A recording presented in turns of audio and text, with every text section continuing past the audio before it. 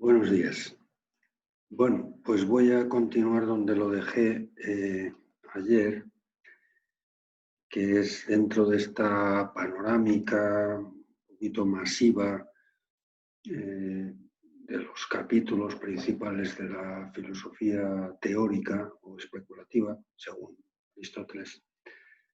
Hemos hablado un poquito de la lógica, como ese capítulo preliminar, ese prólogo del logos en el que la ciencia consiste, y ahora vamos a abordar el tema de la filosofía de la naturaleza.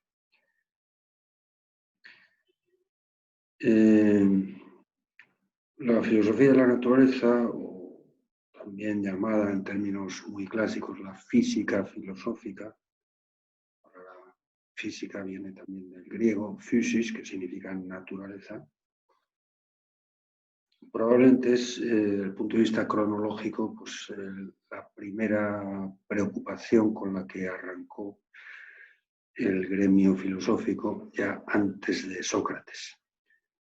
Los filósofos presocráticos, sobre todo en la escuela de Mileto, Tales de Mileto, Anaxímenes, Anaxágoras, etc., pues eran personas, como en general les pasaba a los atenienses de aquella época, que se fijaban mucho. Y cuando uno se fija mucho, pues, en la naturaleza, digamos, en el mundo corpóreo, en el mundo material, pues hay una cosa que destaca, sobre todo si uno se fija filosóficamente en ello, es decir, intentando ir a la raíz, no quedarse solo en la periferia, sino detener la atención. Eso es un poco lo que significa la teoría, ¿no? Como veíamos. Que es justamente la cantidad de cosas que hay en la naturaleza, es decir, la variedad de del mundo natural, del mundo material o corpóreo. Y por otro lado, también la variación, o sea, inestabilidad. El mundo de lo corpóreo está, digamos, como herido por un carácter vacilante, es decir, por una esencial inestabilidad. Las cosas todas están cambiando, las cosas del mundo corpóreo. Esto, ya digo, visto desde una perspectiva un poquito filosófica, mirando la realidad con una lupa de más aumentos que la mirada trivial, pues pone de relieve que el ser, en cierto modo, está también penetrado, transido de no ser. Fíjense ustedes que para que haya una multitud de cosas, para que haya mucha variedad, hace falta que cada una de ellas no sea las demás. Por tanto, en el ser de cada cosa también está, al menos implícito, pues el no ser las demás cosas. Cada cosa es un otro que lo demás. Pero ser un otro que lo demás significa no ser lo demás. Eso es inherente al ser cada cosa lo que es, ¿no? Y no otra.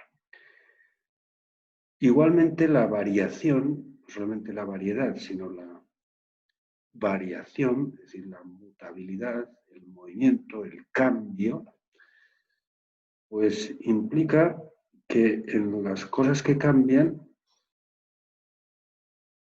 también hay una cierta dosis de negatividad o de no ser. O sea, para que algo cambie es preciso que aún no sea lo que mediante el cambio llegará a ser.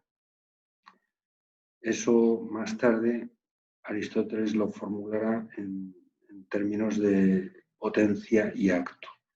Es decir, cada realidad, cada ente, este es un término más o menos técnico que se usa en filosofía para referirse a las cosas. Los entes son, ente en latín significa lo que es.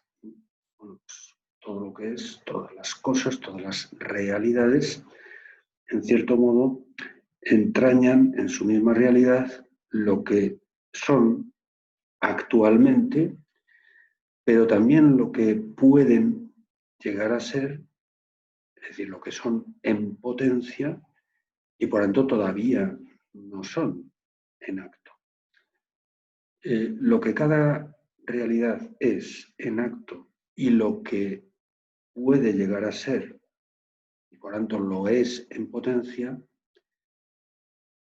en cierto modo forma parte de su ser, o sea, de su realidad.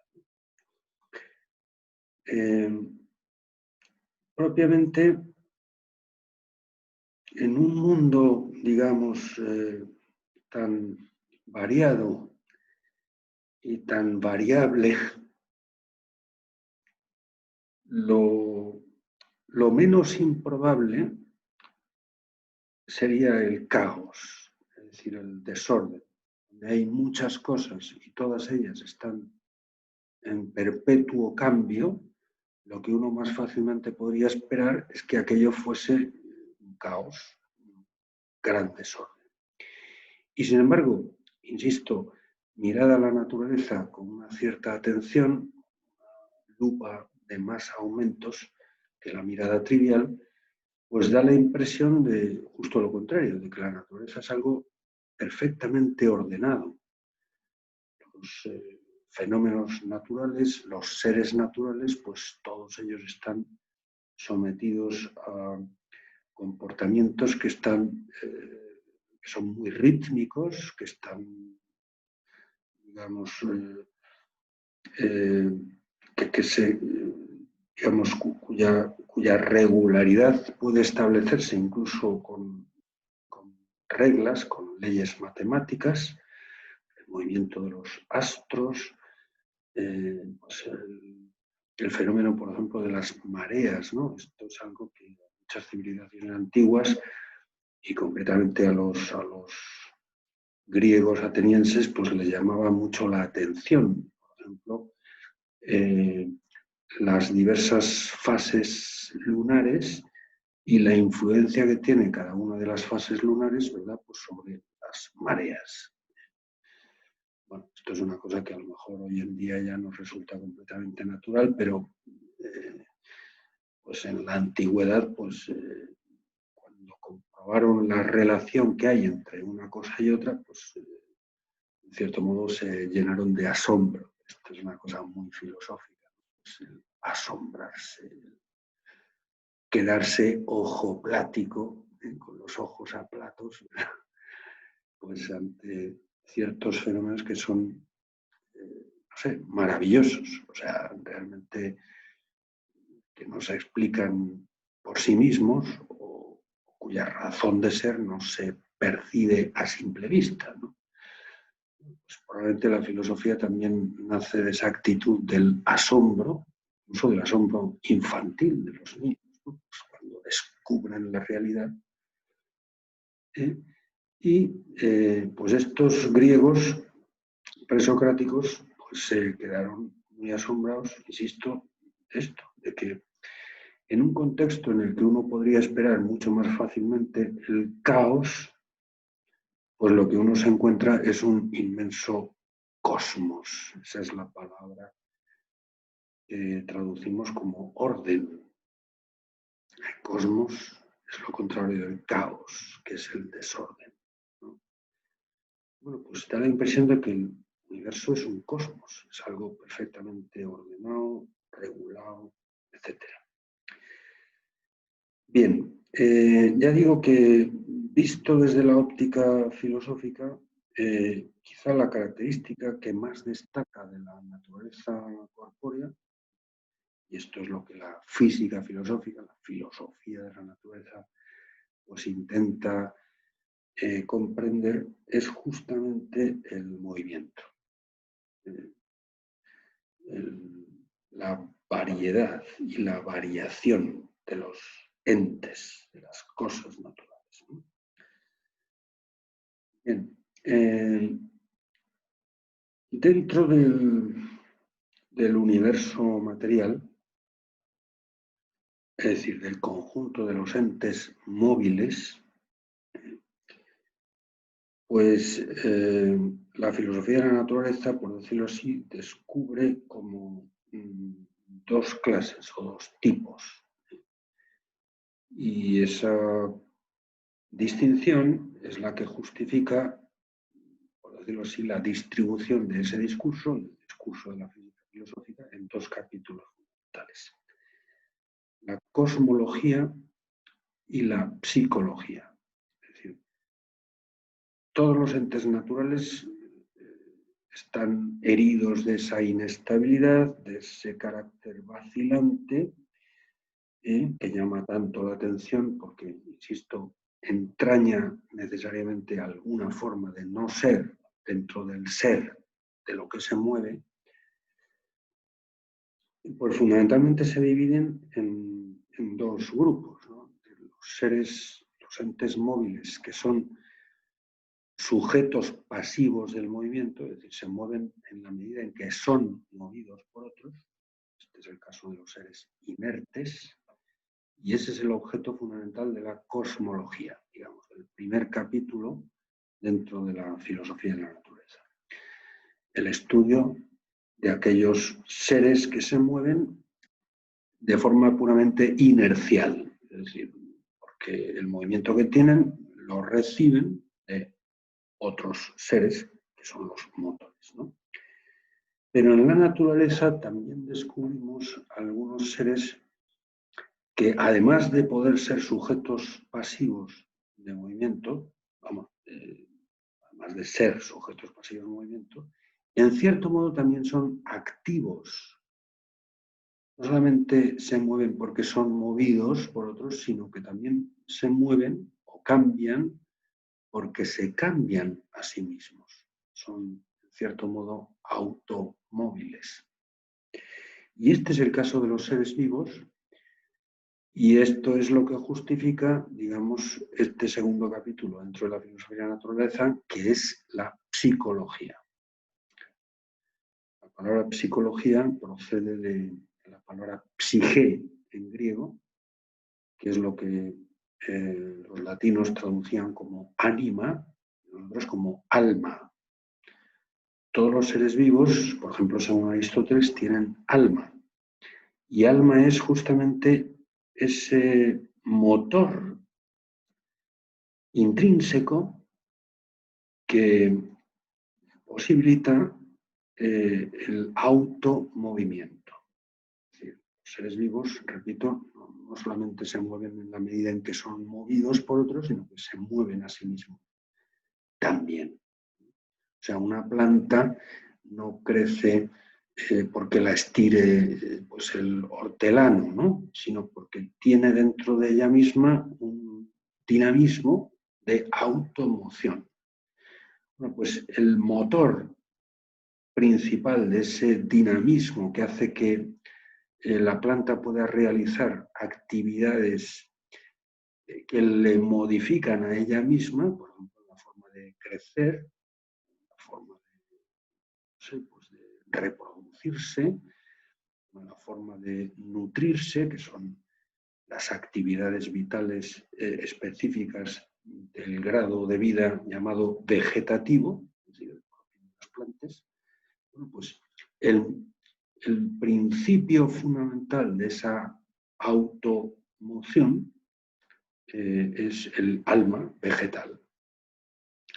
Hay otros seres vivos que, además de ser capaces de realizar por ellos mismos esas tres actividades propias de la vida vegetativa, que son, repito, la nutrición, el crecimiento y la reproducción, añaden otras actividades que también son, dicho en términos filosóficos, inmanentes, es decir, Son actividades que se realizan dentro, manent in, o sea, permanecen dentro del sujeto que las realiza, modificándole a él mismo.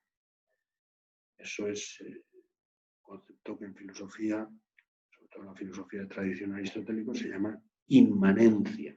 Bueno, pues, la inmanencia es la característica según la cual los seres vivos actúan en una forma tal que el resultado de su actuación queda dentro, manet in, de ellos mismos, modificándoles a ellos mismos.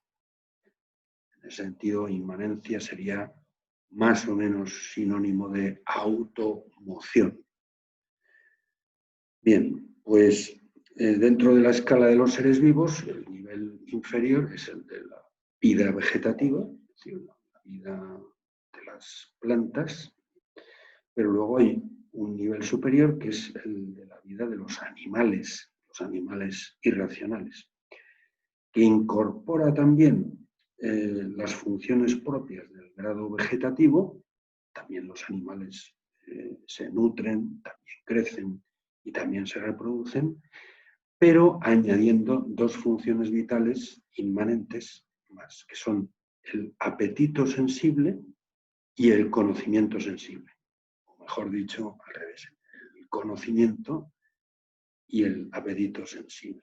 Es decir, los animales son capaces de conocer mediante los sentidos, sobre todo los animales superiores, pues ven, oyen, tocan, huelen, y también tienen el sentido del gusto, ¿no? Los 5 sentidos famosos, ¿no?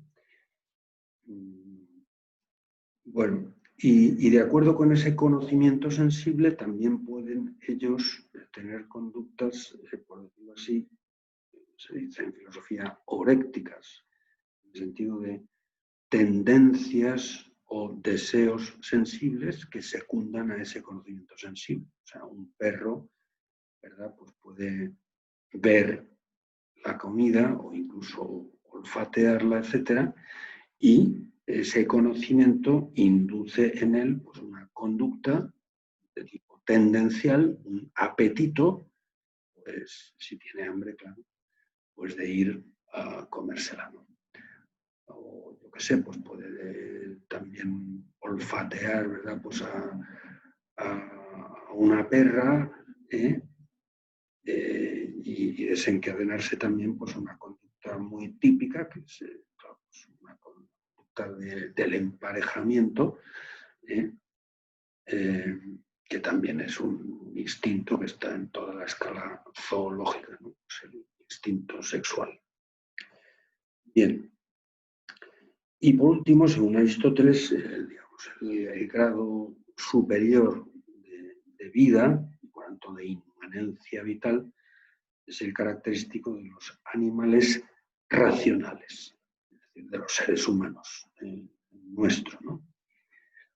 Que incorpora todas las funciones vitales de los niveles inferiores, tanto del nivel vegetativo como del nivel sensitivo, pero añadiendo además otras dos facultades, otras dos formas de actuar que son específicamente humanas, las específicas del psiquismo superior humano, que es el conocimiento intelectual y el apetito intelectual o racional, que generalmente llamamos la inteligencia y la voluntad. O sea, una forma de conocimiento que no es meramente sensible, que no es solo a través de los sentidos, es intelectual. Nosotros podemos no simplemente ver esta mesa, como la puede ver un gato, sino que nosotros podemos entender lo que significa ser mesa. Por tanto, leer dentro de esta mesa la índole de mesa. Eso es lo que significa entender. Eso es una palabra que en latín viene de un verbo que es intus legere, que significa leer dentro. Yo puedo leer dentro de mi visión de esta mesa el ser mesa de esta mesa. Cosa que no consta que pueda hacer un gato, que a lo mejor puede verla mucho mejor que yo. Normalmente los felinos tienen una visión mucho más aguda que los humanos. Pero lo que no puede hacer un felino, y sí puede hacer un humano, es entender el ser mesa de esta mesa. Bueno, y además de la inteligencia, la voluntad, es decir, un apetito que no es meramente sensible o sensorial, es decir, no es la tendencia que desata la percepción sensorial de algo, sino que es una tendencia que sigue a una conciencia superior.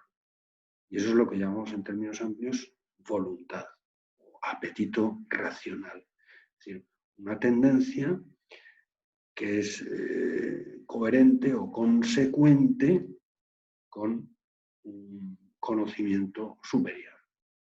Yo puedo no simplemente, por supuesto que también tengo tendencias sensibles, porque soy animal, pero como además de animal soy animal racional, puedo, además de las tendencias sensibles, pues tener una tendencia consciente. Y esa tendencia consciente puede sobreponerse e incluso puede también oponerse a mis tendencias sensibles. Yo puedo querer algo que no me apetece sensiblemente. Por ejemplo, puedo querer ponerme a estudiar, cosa que no siempre me apetece. O al contrario, cosas que me apetecen, que me tiran, digamos, que me atraen sensiblemente, sin embargo, puede que no las quiera. Bien, pues esos son, por decirlo así, los niveles de inmanencia, o sea, de actividad interior propia de los seres vivos, actividad, insisto, que revierte directamente sobre ellos mismos, es una cierta forma de automoción, y el alma, en cada caso, el alma vegetativa, el alma sensitiva o el alma superior, en el caso psiquismo superior, en el caso humano, que, insisto, recoge y sintetiza también las funciones vitales de los niveles inferiores, pues es justamente el principio de ese comportamiento peculiar, que es el comportamiento vital, el comportamiento inmanente, el comportamiento, digamos, que los seres vivos tienen sobre sí mismos y hace que ellos se muevan a sí mismos, naturalmente, además de los comportamientos en los que nos movemos de forma puramente pasiva, porque nos empuja, digamos. Evidentemente yo también puedo caerme y en ese sentido pues me muevo dirigiéndome hacia el centro de gravedad del sistema donde me encuentro, exactamente igual que puede caerse, ¿verdad? Pues este bolígrafo si lo suelto. Pero además de ser sujeto pasivo del movimiento, yo o cualquier otro ser vivo, en la forma que acabo de explicar, también es sujeto activo de un movimiento que es inmanente, por tanto que es un cierto automovimiento, una cierta automoción. Bien, pues ahí está más o menos el esquema de la filosofía de la naturaleza. Es decir, el estudio general de los seres naturales, de los seres que conforman el universo físico, los seres corpóreos, podríamos decir. El estudio de la característica que filosóficamente más destaca de ellos, que es justamente su inestabilidad, su movimiento, y el estudio particularizado de aquellos seres corpóreos que son sujetos meramente pasivos de movimiento, es el caso de la cosmología, y el estudio particularizado de aquellos seres que además de ser pasivos del movimiento, de moverse porque son movidos por otros, también pueden moverse a sí mismos o actuar por sí mismos, cuál es el caso de los seres vivos. Bien, esto ya digo, es el panorama general de un capítulo, probablemente el capítulo, insisto, cronológicamente primero, con el que empezó la investigación o la pregunta o las preguntas filosóficas, por lo menos sobre lo que tenemos más inmediato, que es el mundo que nos rodea, ¿no? Bien, ya en la siguiente sesión entraré un poco en el último capítulo de la filosofía teórica, según el esquema de Aristóteles. Insisto que es un esquema,